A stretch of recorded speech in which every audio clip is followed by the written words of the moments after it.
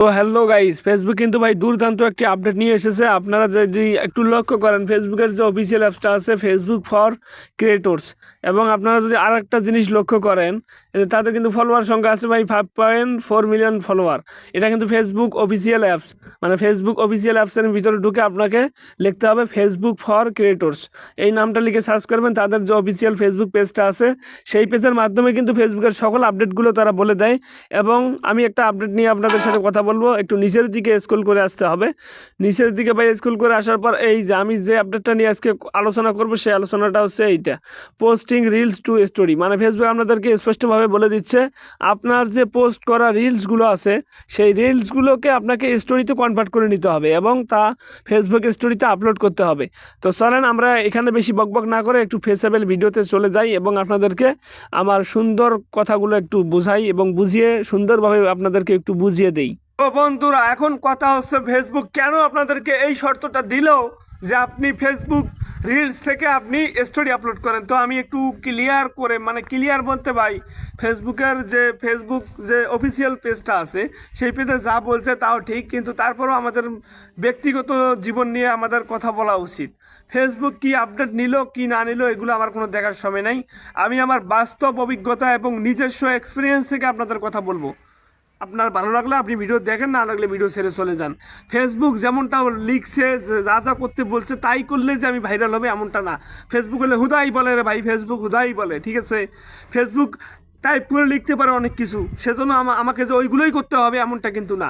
এবং আমি যেটুকু কথা বলবো আমার নিজস্ব ব্যক্তিগত কথা বলবো, যে ফেসবুক রিলস থেকে যদি আপনি স্টোরিতে আপনি যদি পোস্ট করেন তাহলে আপনার হবে কি ভাই, এঙ্গেজমেন্টটা বেড়ে যাবে। কারণ আপনার রিলসে যদি ভিউজ হয় 5,000 ভিউজ, কিন্তু আপনি ওই রিলসটাই যদি আবার স্টোরিতে আপনি শেয়ার করেন তাহলে আপনার মিনিমাম 2,000 ভিউজ হবে। এবং তাহলে হলো কি ভাই, 5,000 থেকে 2,000 মানে আরও 2,000 বেড়ে গেল, তাহলে 7,000 ভিউজ হলো। এবং 7,000 ভিউজের মধ্যে আপনার রিলসের 5,000 রিলসের মধ্যে আপনি 200 রিয়াকশন পাবেন, মানে 200 লাভ রিয়াক্ট এবং লাইক, এই টাইপের কিছু পাবেন। কিন্তু আপনি যদি স্টোরি ছাড়েন ভাই, লাভ রিয়েক্ট কিন্তু অসংখ্য পাবেন। যারাই দেখবে তারাই কিন্তু আপনাকে লাভ রিয়েক্ট বা লাইক দিয়ে যাবে। কেননা তারা যদি না দেয়, আপনি কিন্তু দেখতে পারেন যে কে কে তোমার ওই স্টোরিটা দেখলো এবং কোনো রিয়েকশন দিল না, কোনো লাইকও দিল না, কোনো লাভ রিয়েক্টও দিল না, এবং তুমি তাদের উপর মন খারাপ করতে পারো।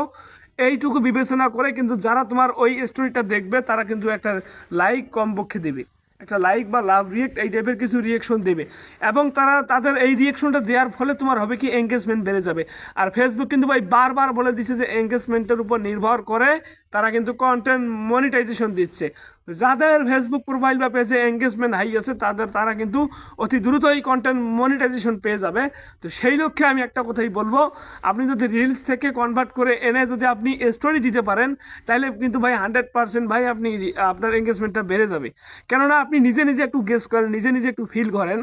আপনি যদি কারো স্টোরি দেখেন, আপনার পরিচিত কারো যদি স্টোরি দেখেন, আপনি কিন্তু সর্বোচ্চ চেষ্টা করেন একটা লাইক কমপক্ষে দেওয়ার বা লাভ রিয়েক্ট এই টাইপের কিছু, আপনি কোনো রিয়েকশন দেওয়ার কথা চিন্তা ভাবনা করেন। কারণ যদি আপনি না দেন, ওই ব্যক্তিটা কিন্তু দেখবে যে আপনি তার ওই স্টোরিটা দেখলেন, কোনো রিয়েকশন দেন নাই, সে কিন্তু মন খারাপ করবে। এইটুকু বিবেচনা করে কিন্তু ভাই তুমি কিন্তু কি করো, তুমি একটা লাভ রিয়েক্ট কমপক্ষে বা একটা লাইক দাও, যাতে ও মন খারাপ না করে।